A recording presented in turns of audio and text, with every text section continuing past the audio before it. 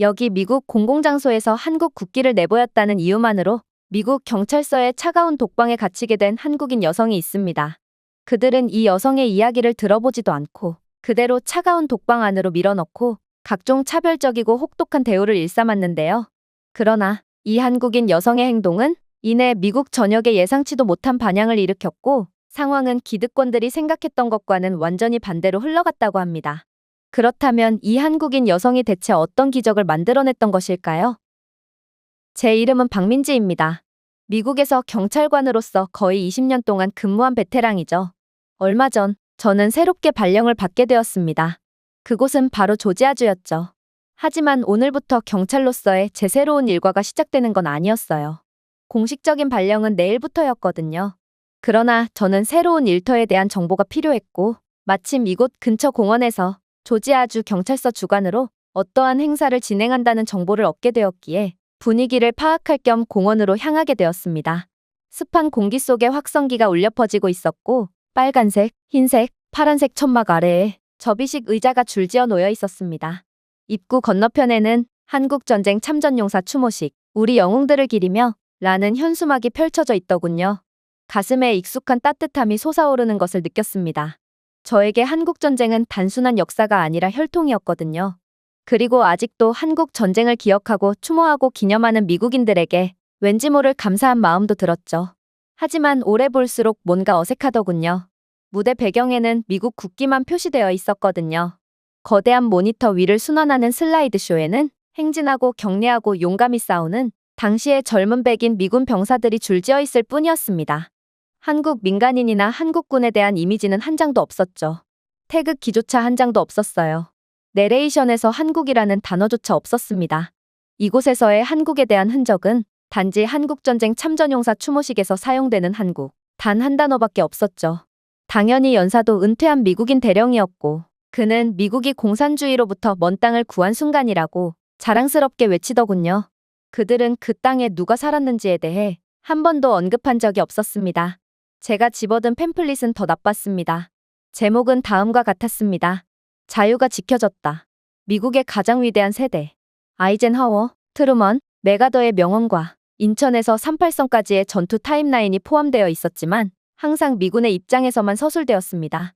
혹독한 겨울을 보낸 미군을 기리는 글이 쏟아졌지만 참호에 함께 서 있던 수십만 명의 한국 군인들에 대한 이야기는 한마디도 없었습니다. 저는 한국인의 얼굴 단 하나라도 볼 수 있을까 싶어 주위를 둘러보았으나 역시나 아무것도 없더군요. 이건 정말 이상했어요. 이곳 조지아주, 특히나 이곳 공원 근처에는 꽤나 많은 한국전쟁 참전용사 출신의 한국인 할아버지들이 살고 계시거든요. 1953년 휴전 이후 미국 정부는 미군을 직접 지원한 한국인, 특히 통역사, 전술보좌관, 의료진으로 목숨을 걸었던 한국인들의 이민 경로를 지원했습니다. 이들 중 상당수는 군 관련 프로그램을 통해 정착 비자를 제공받았죠. 그리고 이들이 모여 살게 된 곳이 바로 조지아였던 것입니다. 조지아는 특히나 군복무에 대한 깊은 존경심을 보이는 전통적이고 윤리적인 가치관을 간직한 곳이었기에 더더욱 참전용사 출신 한국인들이 살아가기에 안성맞춤이었죠. 그러나 이들은 아직 한국인 참전용사 할아버지들이 코앞에서 생활하고 계심에도 선택적 기억을 통해 한국을 완전히 잊고 만 것입니다. 그래서 저는 다 참아도 이것만큼은 못 참겠다 싶어서 그대로 행동을 하게 됩니다. 비록 오늘만큼은 제게 아무런 권력이 없었음에도 말이죠. 선생님, 저는 목소리를 낮추며 말했습니다. 로즈라는 이름이 적혀있는 경관이 뒤를 돌아보더군요. 현재 한인사회의 한국전쟁 참전용사들에게 연락을 취했나요? 그들 중 일부는 아직 살아있으며 이 지역에 최소 10대 명이 있는 것으로 알고 있습니다.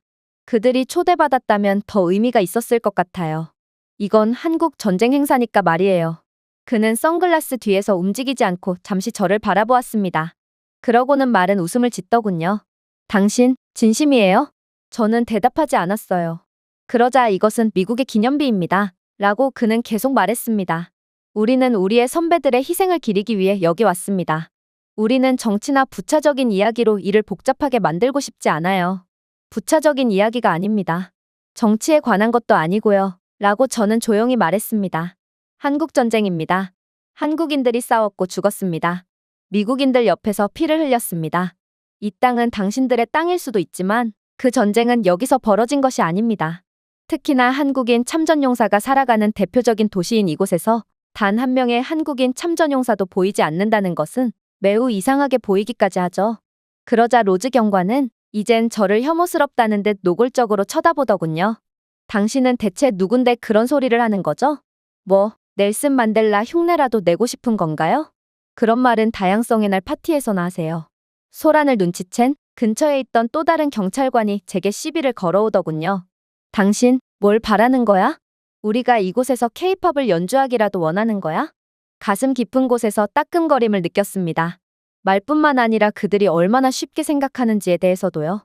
이들은 마치 한국인은 절대로 자신들의 전쟁에 포함시킬 수 없다고 생각하는 것 같았어요. 그래도 저는 희망을 가지고 한 번 더 시도해 보았습니다. 제 의견을 경청해줄 존경스러운 경찰관이 한 명쯤은 있을 거라고 생각했어요. 그래서 저는 가방에 손을 넣어 작은 천 주머니를 꺼냈습니다. 안에는 깨끗한 의식용 태극기가 깔끔하게 접혀 있었어요. 사실 이 태극기는 제게 개인적으로도 매우 소중한 것이었습니다. 이건 저희 엄마가 직접 꿰매어 만든 거였거든요. 저는 미국에서 생활하면서 정체성을 잃지 않기 위해 이 태극기를 소중히 보관했고, 이 태극기를 보며 늘 한국인으로서의 제 핏줄에 자부심을 가졌어요. 저는 이곳 행사에 참여한 미국인들 중 한 명이라도 태극기를 알아봐 주리라 기대하면서 미국 대대를 기리는 인조 백장미 화환 옆 추모 스탠드 바닥에 태극기를 부드럽게 놓아두었습니다. 하지만 상황은 제가 예상했던 대로 흘러가지 않더군요. 이게 뭐야? 날카로운 목소리가 짖었습니다. 3명의 경찰관이 다가왔습니다. 그들을 이끄는 사람은 턱이 네모나고 얼음처럼 차가운 눈을 가진 마일스 경관이었습니다. 그녀는 누가 깜빡하고 버려둔 쓰레기인 것처럼 태극기를 내려다보았습니다. 이게 무슨 중국 쓰레기야? 그녀가 비웃었습니다. 이건 태극기입니다. 저는 조용히 말했습니다. 여기는 한국전쟁 기념관이에요. 물론 미국 성조기도 필요하지만 태극기 또한 여기에 꼭 필요하다고요. 마일스가 웃었습니다. 여기는 한국이 아니야. 그러니 그 쓰레기는 미국 땅에 버릴 것이 아닌 한국 땅에 버리도록 해. 제가 반응하기도 전에 그녀가 앞으로 나섰습니다. 그리고 그녀는 진흙이 잔뜩 묻은 부츠로 태극기를 짓밟고는 걷어차 버리더군요. 내가 근무를 서는 곳에서 이따위 선전을 하다니 당장 꺼지지 않으면 감옥에 잡아 쳐넣겠어. 라고 그녀는 말했습니다. 다른 경찰관 중 한 명인 바우어스라는 젊은 경찰은 더러운 깃발을 2손가락으로 들고 마치 만져서는 안 될 것처럼 들고 있었습니다. 이거 공산주의자들이 퍼레이드에서 사용하는 것 아닌가요? 잠깐만요. 아니요. 이건 북한에서 온 국기 맞죠? 저는 앞으로 나섰습니다. 대한민국 국기입니다. 그는 어깨를 으쓱했습니다. 그게 그거죠. 그나저나 당신 신분증 좀 봐야겠는데요? 이곳에 온 목적이 뭐죠? 당신이 간첩이 아니라면 왜 참전용사 행사를 방해하는 거냐고요. 저는 이제 제 신분을 밝힐 때가 왔음을 직감했습니다. 제가 다음날 이곳 경찰서에 발령을 받을 예정이라는 것을 밝히고 합당한 논리로 태극기 개양을 주장해야겠다고 생각했죠. 그게 아니라면 이들은 동양인인 제 말을 도저히 들어줄 것 같지가 않았어요. 저는 부서에서 발급한 신분증 지갑을 꺼냈습니다. 하지만 마일스 경관은 제 신분증을 거칠게 쳐내버리더군요. 제 손에서 신분증이 떨어졌습니다. 그것은 자갈에 부딪혔고 한번 튕긴 후에 착지했죠. 그리고 그녀는 그것을 밟았습니다. 내가 당장 꺼지라고 했지. 아시아 깃발을 흔들면 권위가 생긴다고 생각해? 차이나타운에서 걷다가 길을 잃은 모양인데 당신은 잘못된 곳에 와서 잘못된 행동을 했어. 신분증 따위는 필요 없고 이제 당신은 간첩이심 행위 및 공무집행 방해 행위로 투옥되게 될 거야. 저는 중국인이 아니에요. 그리고 당신은 방금 미국 동맹국의 깃발을 밟았어요.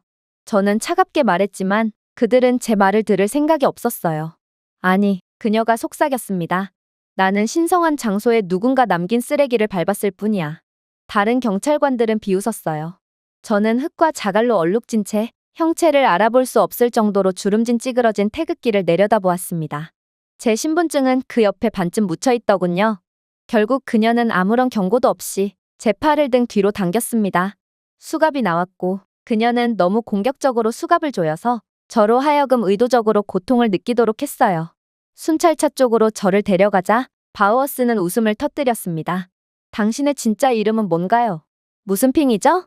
중국인들은 다 핑으로 끝나는 이름을 가졌잖아요. 저는 계속 걷고 손목이 타오르고 부끄러움이 피부 밑에서 끓어올랐습니다. 하지만 고개를 숙이지는 않았어요. 저는 당당했고 아직도 이번 행사에 한국인 참전용사를 초대하리라는 다짐을 포기하지 않은 상태였거든요. 그렇게 경찰서 내부의 독방에 도착했습니다. 내부는 곰팡이와 오래된 서류 냄새가 났습니다. 벽은 시간이 지나면서 얼룩졌고 타일은 수십 년 동안 닦지 않았는지 매우 칙칙하더군요. 마일스 경관은 제게 공격적으로 소리쳤습니다. 당신은 행사에서 혼란을 일으켰습니다. 정치적 도구를 사용했고 어쩌면 테러 목적으로 이곳에 왔을지도 모르죠. 저는 뒤로 수갑을 채워진 채 가만히 서 있었고 여전히 바지에 흙이 달라붙어 있었습니다. 부츠 밑으로 뭉개진 태극기는 여전히 제 기억에 심장 박동처럼 울려 퍼졌습니다. 저희 엄마가 현충일마다 직접 만들었던 깃발이었습니다. 하지만 지금은 그런 생각을 할 때가 아니었습니다. 그녀는 저를 이 자리에서 완전히 짓뭉개기로 작정을 했는지 숨 돌릴 틈도 주지 않고 맹렬한 질문 공세를 퍼부었거든요.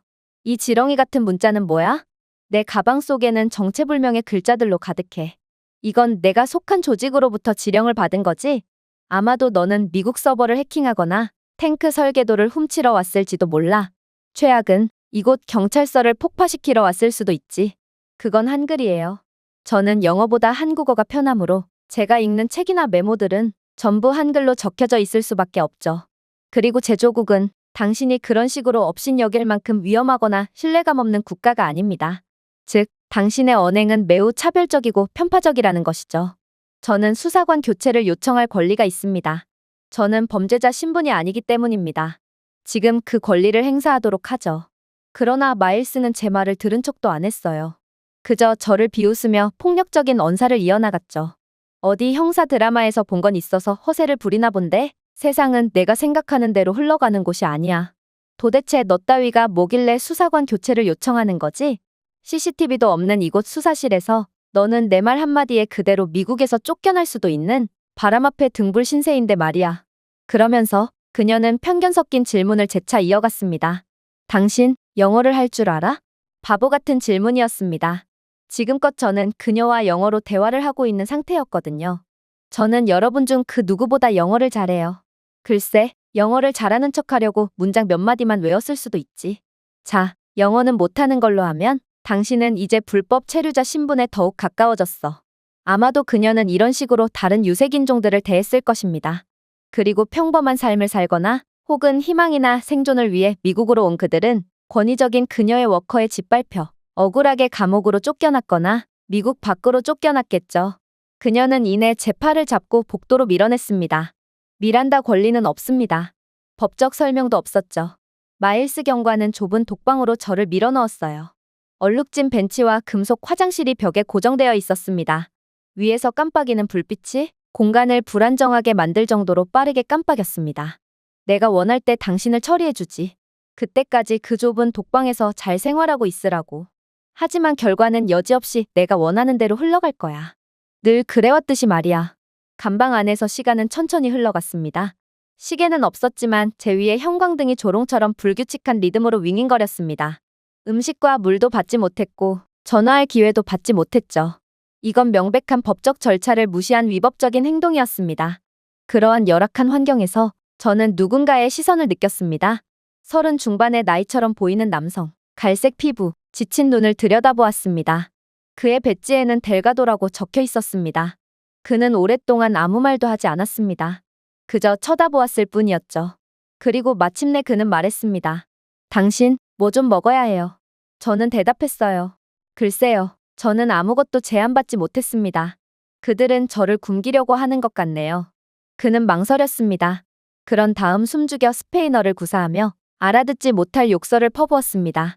아무래도 그는 히스패닉 출신의 경찰관인 것처럼 보였고 그 또한 제가 처한 부조리한 상황이 마음에 들지 않는 모양이었죠. 그는 몇 분 동안 사라졌다가 반쯤 감싼 자판기 샌드위치와 작은 종이컵에 물을 들고 돌아왔습니다.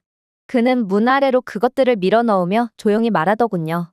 이것보다 더 나은 것은 기대하지 마세요. 그들이 당신에게 이 정도만 해서 그나마 다행이에요.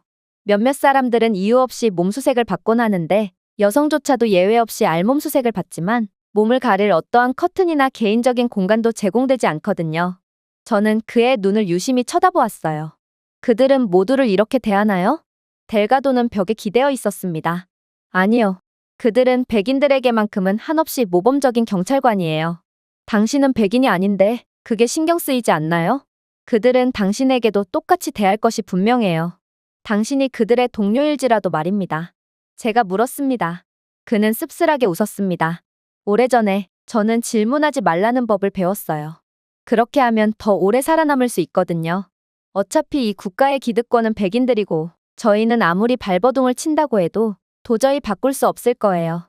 당신은 히스패닉입니다. 라고 제가 말했습니다. 정말 침묵하는 것이 당신을 보호할 수 있다고 생각하시나요? 그는 저를 바라보았고 처음으로 그의 눈에는 감정 같은 것이 담겨 있었습니다. 이봐요. 저는 가족이 생겼어요. 두 아이요. 그리고 제 아내는 누군가 너무 크게 노크할 때면 지금도 화들짝 놀랍니다. 영주권을 소지하게 되었음에도 말입니다. 멕시코에서 저는 정의로운 사람이었습니다. 하지만 저는 지금 경찰관까지 되었음에도 이 나라에서만큼은 정의로운 사람이 될 여유가 없네요. 저는 일어나서 앞으로 나서서 저희 사이에 차가운 창살에 손을 얹었습니다. 저는 굴욕을 당했습니다. 조롱을 당했습니다. 제 가족의 역사인 제 깃발이 유니폼을 입은 누군가에 의해 밟혔습니다. 그런데도 저는 한 번도 목소리를 높이지 않았습니다. 하지만 저는 포기했기 때문에 조용한 것이 아닙니다. 그들이 내뱉은 모든 단어, 모든 이름, 모든 위반 사항을 세고 있기 때문에 조용한 것입니다. 그리고 마침내 제가 입을 열 때, 행동할 때 그들은 결코 자신들이 한 행동을 감당할 수 없을 것입니다. 물론 저는 모든 것을 바로잡고 그들이 밟은 제 태극기를 다시금 공원 한가운데에 성조기와 함께 개양해 둘 것입니다. 델가도는 천천히 숨을 내쉬었습니다. 글쎄요. 어쩌면 당신은 미국의 뿌리 깊은 편견의 문화에 대한 도전을 하는 걸 수도 있어요. 정말 당신이 바꿀 수 있을 것 같아요? 네. 제가 말했습니다. 저는 저를 위해, 제 조국의 명예를 위해 여기 들어와서 완벽한 영어를 하지 못하거나 피부가 창백하지 않거나 스미스가 아닌 이름을 가진 사람을 위해서 싸울 것입니다. 델가도는 부드럽고 유머러스한 웃음을 지었습니다. 세상에, 당신은 미쳤어요. 아니요. 제가 눈을 떼지 않고 말했습니다. 저는 한국인입니다. 한국인은 원래 이런 민족입니다. 그러니까 지금까지 살아남았죠. 그는 저를 응시했고 잠시 동안 그의 자세에서 무언가가 바뀌었습니다. 그들이 밟은 당신의 신분증을 가져올게요. 그들은 당신에 대한 신문을 했고 독방에 가뒀다는 신고조차 하지 않았어요. 늘 그래왔듯이 말이에요. 그렇게 델가도는 멀어져 갔습니다. 하지만 저는 저와 그가 곧 다시 볼 것이라는 것을 이미 알고 있었습니다. 그리고 이내 무겁고 빠른 발소리가 복도를 따라 울려 퍼졌습니다. 구금실로 향하는 문이 열리자 짙은 경찰 유니폼을 입은 한 남자가 불신과 분노로 얼굴을 붉히며 뛰어들었습니다. 한때 차가운 무관심으로 윙윙거렸던 방 안은 조용해졌습니다. 그녀는 어디에 있나요? 그가 소리쳤습니다. 마일스 경관은 혼란스러워하며 책상에서 고개를 들었습니다. 누구요? 그는 그녀에게 대답하지 않았습니다. 그는 곧장 간방으로 걸어와 유리를 들여다보았습니다. 그의 시선이 저에게 닿는 순간 그의 표정은 공포와 당혹감 사이에서 무너졌습니다. 맙소사. 그는 다른 사람들에게 눈을 돌렸습니다. 누가 이 체포를 승인했나요? 마일스는 뻣뻣하게 서 있었습니다. 그녀는 연방 의식을 방해하고 있었고 외국 선전물을 행사에 집어넣고 있었으며 아무래도 그녀는 간첩일 확률이 높아요. 그게 무슨 헛소리야? 그녀가 새로운 경찰서장이야. 그가 쏘아붙였습니다. 침묵, 그리고 혼란, 그리고 눈에 보이는 공포가 느껴졌습니다. 뭐라고요? 마일스가 눈을 깜빡였습니다. 우리 경찰서의 새로운 경찰서장이라고. 이 멍청아. 그가 으르렁거렸습니다. 그녀의 임명은 내일 아침부터 유효해. 어제 주차원에 확인이 들어왔고 내가 분명 모든 인원들에게 고지했잖아. 경찰이란 놈이 기본적인 공지 하나 읽지 않았던 거야? 아무도 말하지 않았습니다. 그녀의 이름은 박민지. 두 지역에서 표창을 받았던 엘리트 경찰이지. 미국 내의 인종차별 문제를 눈에 띄게 개혁한 공로로 경찰서장으로 임명받게 된 거야. 경찰의 권위를 앞세워 약자를 핍박했던 경찰 인원들은 그녀 앞에서 전부 골로 가버렸지. 그동안 미국 내에 만연해 있었지만 모두가 쉬쉬했던 미국 경찰의 인종 문제 및 갑질 문제는 전부 그녀가 해결해버렸어. 동양인 여성 한 명이 미국 경찰의 근본적인 시스템을 개혁해버렸다고. 그런데 마일스, 너는 지금 그런 사람을 가둔 거야. 나는 내가 합당한 사유로 그녀를 가뒀기를 바라. 그게 아니라면 다른 멍청한 경찰들이 그녀에게 싸그리 청소당한 것처럼 너 또한 그대로 쓰레기통에 처박히게 될 테니까 말이야. 마일스는 반걸음 물러섰습니다. 그녀의 입이 열렸다가 다시 닫혔습니다. 그녀는 분명히 외국 국기를 가지고 있었습니다. 미국의 질서를 반하는 정치적인 깃발 말이에요. 저는 정당하게 그녀를 가둔 거예요. 답답하긴. 그 외국 국기는 한국의 국기잖아. 한국은 미국의 동맹국이야. 최후방국의 국기가 어떻게 정치적인 상징이 될 수 있지?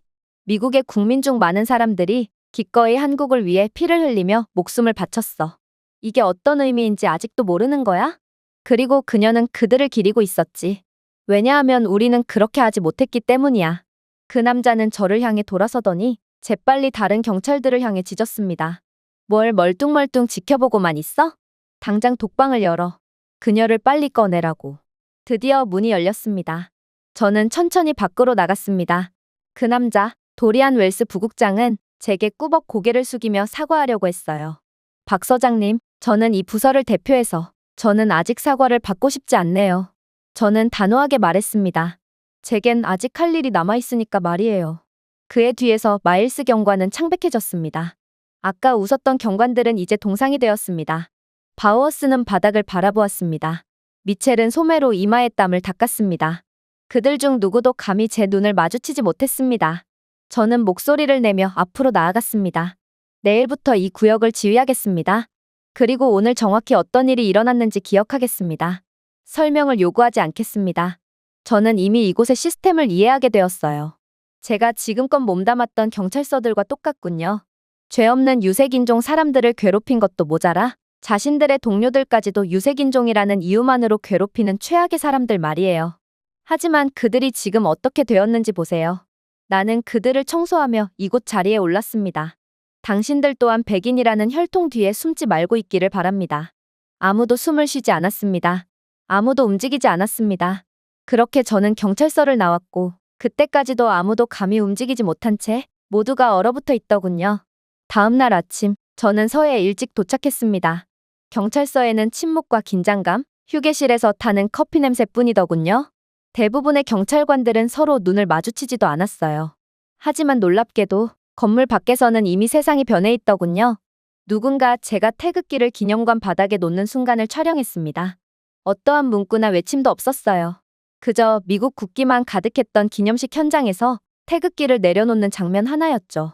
그런데 이 영상은 하룻밤 사이에 소셜미디어에 퍼졌고 새벽이 되자 미국 전역에까지 퍼진 상태였더라고요.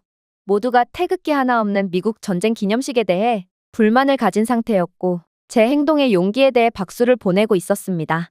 알고 보니 이곳에 오만한 미국 경찰들을 제외한 모든 미국인들이 한국 전쟁의 의미를 이해하고 저를 응원하고 있던 거였습니다. 심지어 태극기를 내려놓았다가 공격적으로 체포되는 제 모습도 덩달아 화제가 된 상태였어요.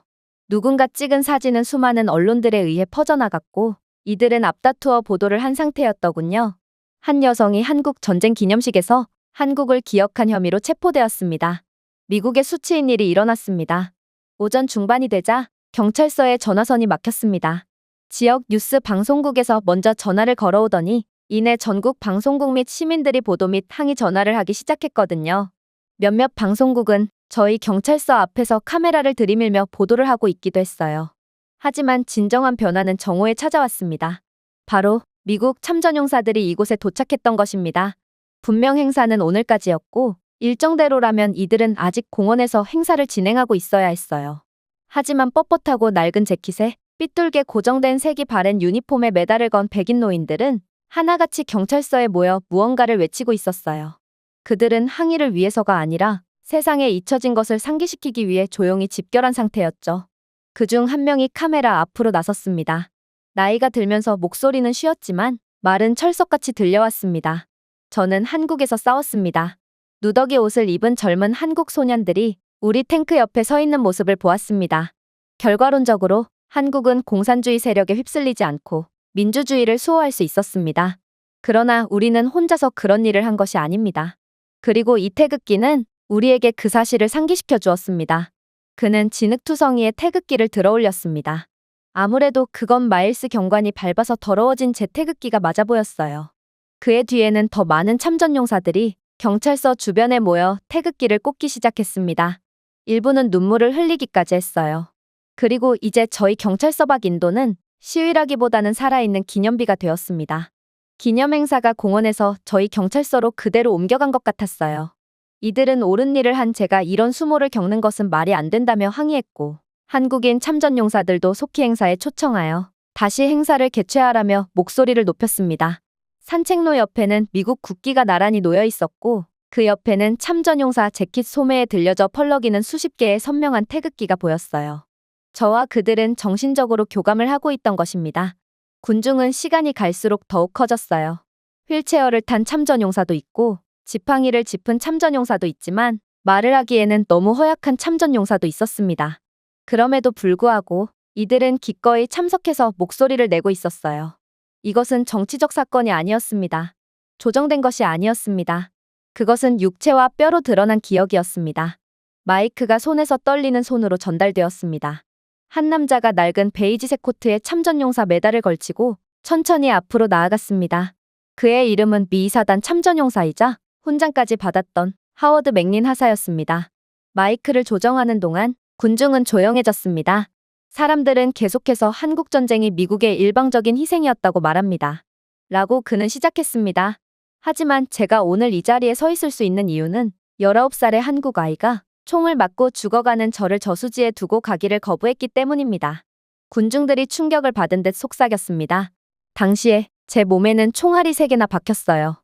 얼어붙은 저수지 옆길에서 피를 흘리고 있었고, 제게 중공군이 다가오고 있었어요. 제 부대는 후퇴하고 있었지만 저는 그들을 따라가기엔 너무 부상이 심했고 지친 상태였어요.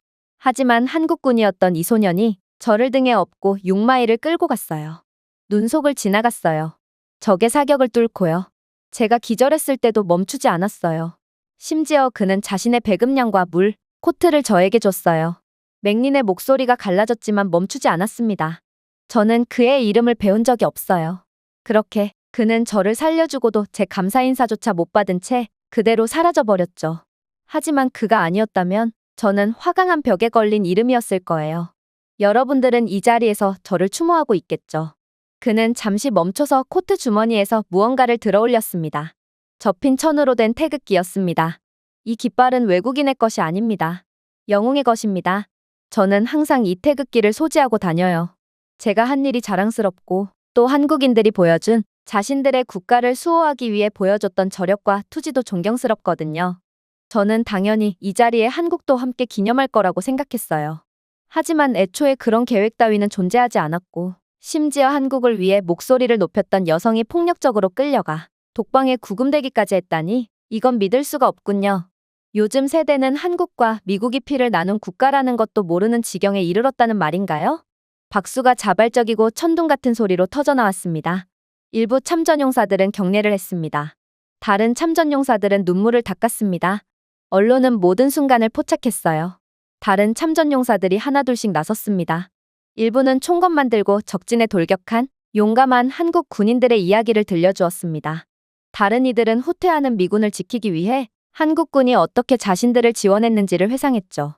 그들은 연민이나 자비가 아니라 용맹함, 규율, 무엇보다도 흔들리지 않는 형제에 대해 이야기했습니다. 제 인생에서 이렇게 용감한 남자들을 만난 적은 없었습니다. 라고 또 다른 전직 해병대원이 말했습니다.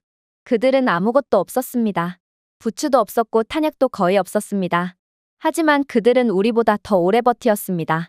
증언은 불처럼 전국으로 퍼져나갔습니다. 뉴스 매체들은 저녁 뉴스에서 맥린 하사의 연설을 다시 보도했습니다. 제한군인 단체들은 서장인 저를 지지하는 성명을 발표하고 전쟁 중 한국의 용맹함을 공식적으로 인정할 것을 촉구했습니다. 여론은 거의 하룻밤 사이에 바뀐 것입니다. 이제 저희 경찰서는 더 이상 단순한 지역 사무소가 아니었습니다. 인종, 정의, 기억, 존엄성에 관한 전국적인 대화의 중심지가 되었습니다. 그리고 이번에는 수갑을 찬 상태가 아닌 완전 제복을 입고 새 배지를 가슴에 단 새로운 서장인 저는 목소리를 높일 필요도 없었어요. 이미 여론은 제 쪽으로 완전히 기울었고 시장까지 나서 책임자들을 엄벌하라고 촉구했거든요. 이제 지난번에 있었던 사건에 대한 공식적인 내부 조사를 시작할 것입니다. 라고 저는 말했습니다. 우리는 내부를 보호하기 위한 것이 아니라 청렴성을 회복하기 위한 절차를 시작할 것입니다. 아무도 감히 끼어들지 못했습니다. 동료 경찰관의 불법 구금에 가담, 방조 또는 침묵한 경찰관은 계급에 관계없이 내무부와 연방정부의 즉각적인 검토를 받게 됩니다. 잠시 멈췄습니다. 그런 다음 두 번째 줄에 앉아있는 세 사람을 직접 보았습니다. 마일스 경관, 돌처럼 보이지만 눈에 띄게 창백했죠. 바우어스 경관, 바닥에 눈을 고정한 채 벌벌 떨고 있었습니다. 그는 툭 치면 금방이라도 오줌을 싸버릴 것 같았을 정도로 애처로운 표정을 짓고 있었죠. 해당되는 인원은 정오까지 부서에서 발급한 무기와 배지를 윌리스 차장에게 넘겨줄 것입니다. 조사가 완료될 때까지 행정 휴가를 받게 될 것이고 아마 높은 확률로 다시는 배지를 넘겨받을 수 없게 되겠죠. 마일스는 아마도 마지막으로 한마디만 하려고 입을 열었지만 아무 말도 나오지 않았습니다. 저는 흔들리지 않고 계속했습니다. 이런 부서들은 너무 오랫동안 침묵의 문화를 참아왔습니다. 여러분 중 일부는 그것을 전통이라고 부릅니다. 하지만 저는 그것을 비겁하다고 부르겠습니다. 피부색 뒤에 숨어서 고여버린 썩은 물. 그게 바로 당신들이고 저는 제 경찰 경력 동안 그런 것들을 처리하면서 헌신해왔어요. 오후가 되자 그들의 사진은 부서 웹사이트에서 삭제되었습니다. 지역 기자들은 경찰서 문 밖으로 몰려들었습니다. 쫓겨나는 그들 중 누구도 카메라를 향해 미소를 짓지 않았습니다. 내무부는 이미 내부에 들어와 성명을 수집하고 있었습니다. 법무부의 연방규정준수 담당자가 곧 건물에 도착했습니다. 하지만 저는 복수를 하려는 것은 아니었습니다. 이것은 개인적인 일이 아니었습니다. 이것은 체계적이었죠. 그리고 그것은 하나씩 해체될 것입니다. 제가 사무실로 돌아왔을 때 한 경찰관이 조용히 다가왔습니다. 델가도 경관이었어요. 그는 제 앞에서 울먹이더군요. 감사합니다, 서장님. 물러서지 않아주셔서요. 제가 감히 시도하지 못했던 것을 서장님은 해내고 말았네요. 저는 고개를 끄덕였습니다. 당신도 할 수 있어요. 이제부터라도 정의를 위해 발벗고 나섭시다. 일주일 후 한국전쟁 참전용사 추모식이 다시 열렸습니다. 이번에는 일방적인 헌사가 아닌 수리된 역사로 진행되었습니다. 당연히 정부는 이를 지원할 수밖에 없었어요. 시장실은 조용히 추가 자금 지원을 승인했죠. 제양군인회는 프로그램을 다시 작성했습니다. 그리고 새 팸플릿 앞면에는 굵은 글씨로 이렇게 적혀 있었습니다. 공동희생을 기념하기. 그때의 통합. 지금의 통합. 이번에는 좌석 배치가 달랐습니다. 맨 앞줄은 미국 참전용사뿐만 아니라 로스앤젤레스, 애틀랜타, 심지어 서울까지 멀리 떨어진 도시에서 날아온 한국전쟁 참전용사 노약자들을 위한 좌석이었습니다. 한국인 참전용사들 중에는 수십 년 동안 메달을 착용하지 않은 사람들도 많았습니다. 일부는 평생 공개적으로 인정받은 적조차 없더군요. 한 미국인 남성이 휠체어를 타고 1952년 대구에서 촬영한 사진을 들고 도착했습니다. 그는 사진 속 한국인을 가리키며 그는 내 생명을 구했습니다. 라고 말하더군요. 하지만 그 후로 다시는 그를 볼 수 없었어요. 아마도 그는 이미 죽었을 확률이 높겠죠. 그러나 저는 마지막 희망을 갖고 그를 찾아봅니다. 제게 주어진 시간도 얼마 남지 않았기에 이번에도 못 찾는다면 아마 우리는 평생 볼 수 없겠죠. 그러다 그는 자신도 모르게 뒤를 돌아봤고 사진 속의 그 남자, 이제 91세가 된 한국인 노인을 만나게 되었습니다. 무대에서 그들을 소개받고 상대방이 누구인지 깨달았을 때 두 남자는 포옹을 했습니다. 둘 다 몇 분 동안 말을 하지 못했습니다. 그들은 그저 서로를 안고 떨며 울고 한때 자신을 잊었던 나라의 전경 속에서 과거를 다시 이어갔습니다. 청중은 서 있었습니다. 주변을 지키고 있던 장교들조차도 고개를 숙였어요. 그런 그들의 모습을 보며 저는 제가 감내해야 했던 희생이 정당하고 정의로웠다는 것을 느끼며 자부심을 느꼈습니다. 잊혀진 깃발을 기렸다는 이유로 조롱을 받았던 한 여성. 진실이 침묵보다 더 클 수 있다고 감히 믿었던 경찰서장. 그게 바로 저였죠. 한 미국 참전용사가 무대에 올랐습니다. 맥린 하사는 전날 밤 손녀가 손으로 꿰맸다던 태극기 패치를 왼쪽 소매에 달고 있었습니다. 저는 대한민국을 위해 싸웠습니다. 라고 그는 말했습니다. 그들은 제 언어를 사용하지 않았습니다. 저 또한 그들의 언어를 몰랐죠. 하지만 말도 안 통하던 그들이었지만 그들은 총알이 날아오자 기꺼이 제 앞에 섰습니다. 그는 뒤에 앉은 한국 참전용사들을 돌아보았습니다. 오늘 저는 여러분 뒤에 서 있습니다. 의식이 끝날 무렵 아무도 잊지 못할 일이 일어났습니다. 그들은 주봉의 성조기와 태극기를 나란히 개항했습니다. 그들은 같은 바람을 맞으며 같은 태양 아래 빛나며 함께 일어섰습니다. 군중이 터져 나왔습니다. 참전용사들은 경례를 했어요. 아이들은 박수를 쳤죠. 그리고 그 순간 세상 속에서 잊혀진 지 거의 70년이 지난 후 저희는 함께 과거를 기억했습니다. 제가 준비해온 내용은 여기까지입니다. 끝까지 시청해주셔서 진심으로 감사드리며 여러분들의 구독과 좋아요, 알림 설정은 영상 제작에 큰 힘이 됩니다. 이상 세모튜브였습니다.